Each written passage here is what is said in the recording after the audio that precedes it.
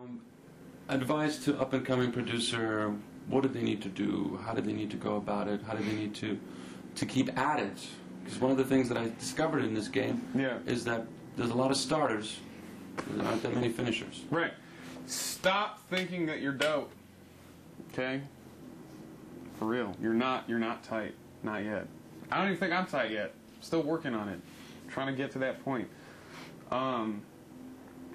You got to continually self-criticize like what it is that you're doing. Think how you can make it better. Think of like why it's weak. Like, but at the same time, you don't want to like completely discourage yourself so you don't do anything. So there's a balance that's there.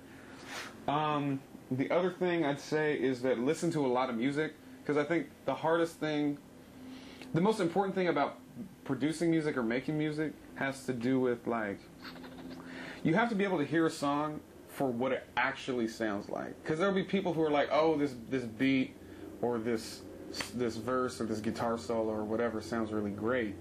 Just listen to it. And then they'll play the song, and in their head it sounds like something because they're hearing what they want to hear. But for most people, it's like, wow, that's kind of garbage. Are you following what I'm saying? Like, yeah. It's about seeing something for what it is, and I think being a producer is really training your ear to hear what something actually sounds like and what it's going to sound like to other people, and then master that and figure out a way to, to perfect it basically. But don't worry because you're never going to reach perfection. That's Salvador Dali said. So there you go. So just keep going and practice.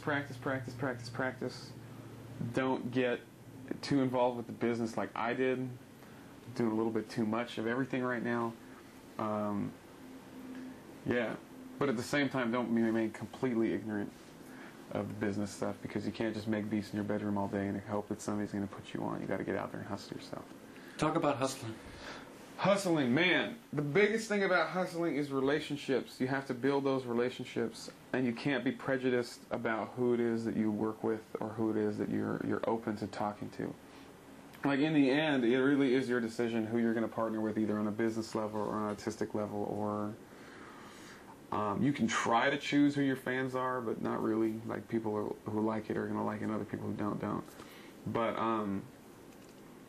those things in the end, they are kind of in your control, but you should always be open to building with just about anybody. And that's the only way things are going to happen. How do you go about doing that? How do you go about creating the layers, right? The vertical, horizontal aspect of Blue Scholars, all your work, all your bands. So beyond the music, what it is that we do to enhance the image in our presentation. Honestly, like, I'd say we're still working on that. I'm personally still learning. I've never even sold a beat. We're about to get to that point, and we're more open to it now. The selling of beats as a career is way more of a hustle than it is like a skills issue when it comes to like the creative process and then running our business.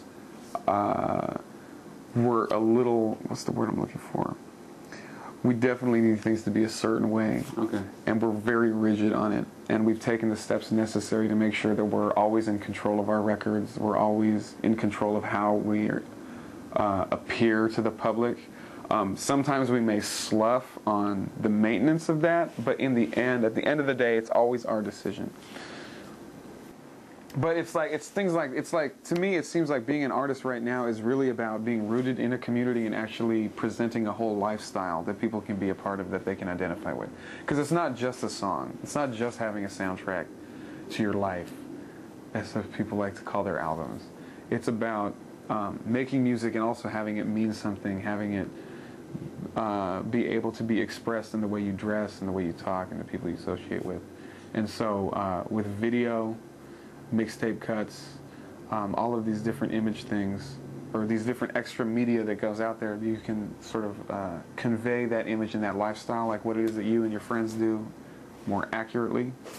And then that's what it really becomes about. And that's so the music has a purpose.